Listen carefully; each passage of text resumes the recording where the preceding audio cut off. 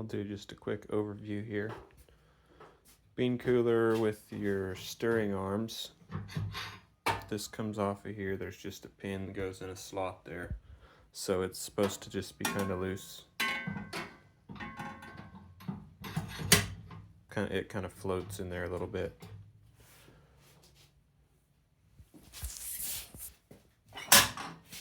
Just to drop your beans out of there when you're done.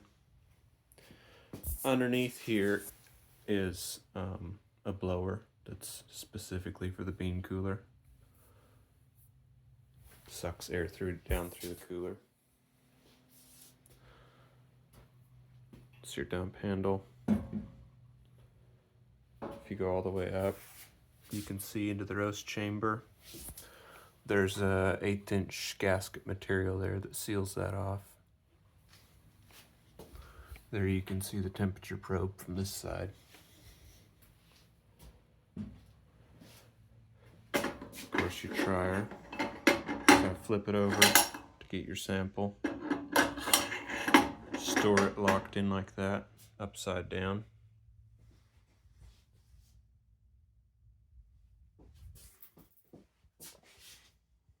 That lets enough sound out that you can hear first crack. If everything's quiet enough in the room, it's all sealed off, but it's a thin wall tubing. This light port has wing nuts on it. Take it off and clean it every 100 pounds or however often you want to, really.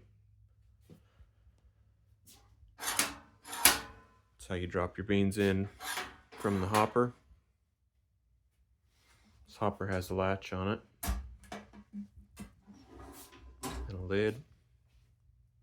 So load your beans in there. Make sure that's closed before you load your beans into the hopper, or you'll have a bit of a surprise. Latch the latch, and then with the lid latched, you can actually load your beans into the chamber with the fan running.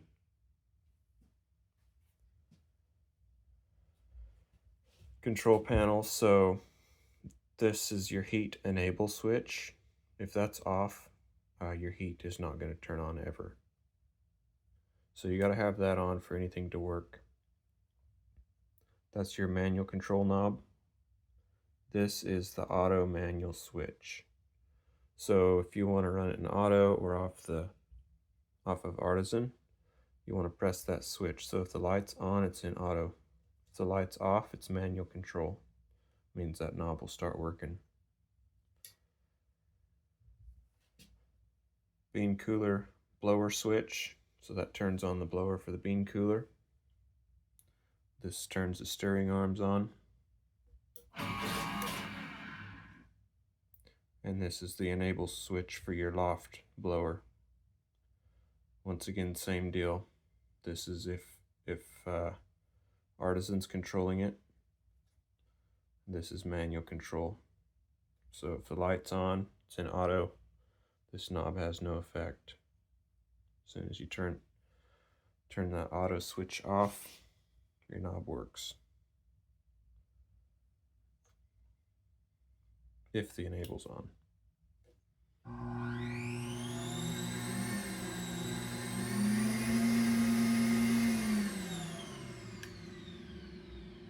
Also, your heat will not turn on if the loft switch is off, or if your loft is below like 10%. That's just kind of a safety thing. So your heat stays at 0. Even if I turn it to manual and crank it up, nothing happens.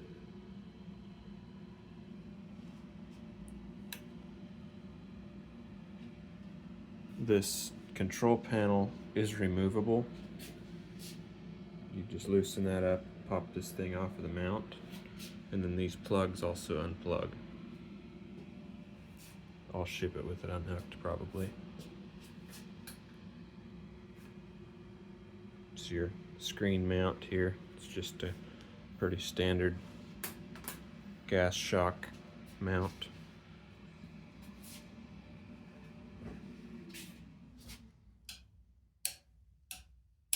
Roast light. You can move that around here and shine it in this window if you prefer that. This top window does get dirty after a while.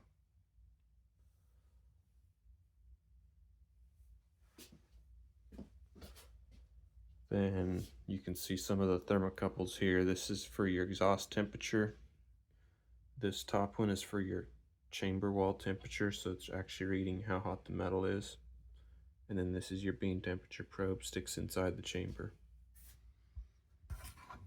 Right in there. It's your mini PC. This is just a little Windows computer. That's what runs this screen. It's got Wi-Fi and everything, and it connects to the PLC, which is inside here, and it sends it temperature commands from Artisan. Is basically all it's for.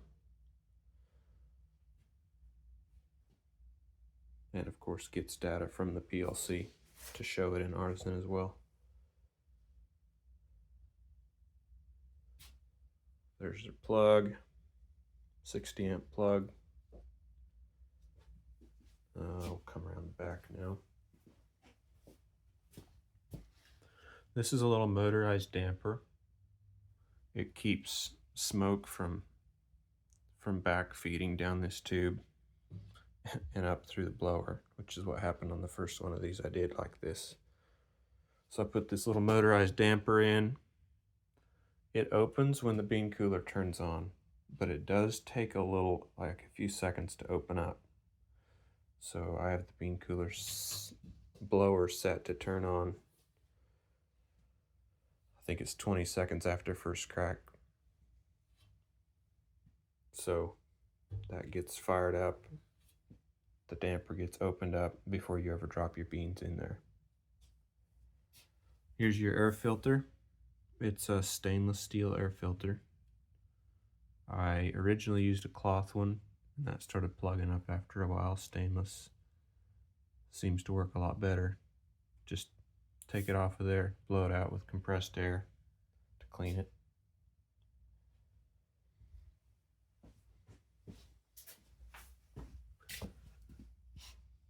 There's some plugins. That's where your computer and monitor and roasting light plugs into.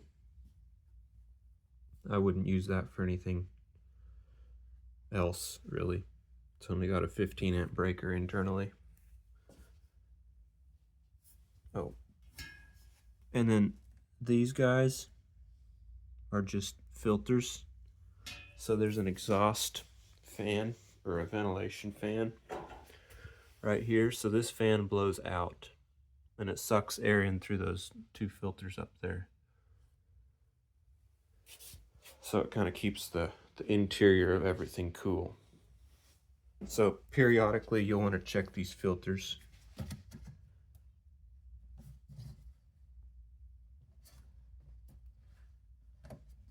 Pop them off with a screwdriver, but there's little foam filters inside of there that you'll need to clean out every once in a while.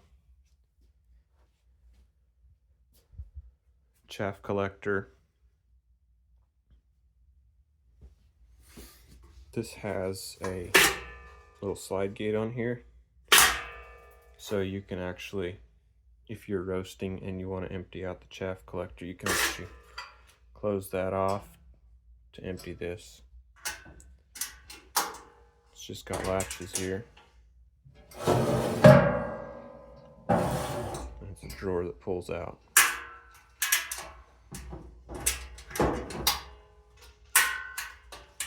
You'll probably have to empty that every 100 pounds or so. Maybe 150. You might get 150 out of it, but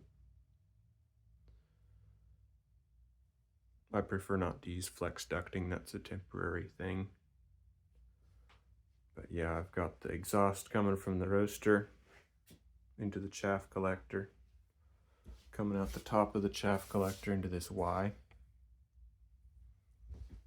And then of course it's coming from the bean cooler blower, comes on up also to that Y and then goes out there.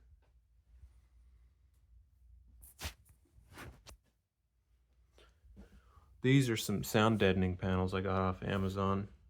They actually make a pretty big difference. The biggest source of noise is actually from this air intake here. And it was wanting to just kind of bounce off that hard wall there. And when I put those sound deadening panels against the wall, it got significantly quieter. Probably be even better if I mounted a few up higher. That's kind of the long and the short of it there. That's the mechanics of the roaster. Inside here is your the loft blower, and then directly above the loft blower there's a heating element right here. And then it straight from the heating element blows up into the chamber. So inside there, right up in here, there is another temperature probe that reads inlet air temp. And then also on the fan box, there's an ambient air temp sensor. So it's basically measuring what the temperature of the air is coming in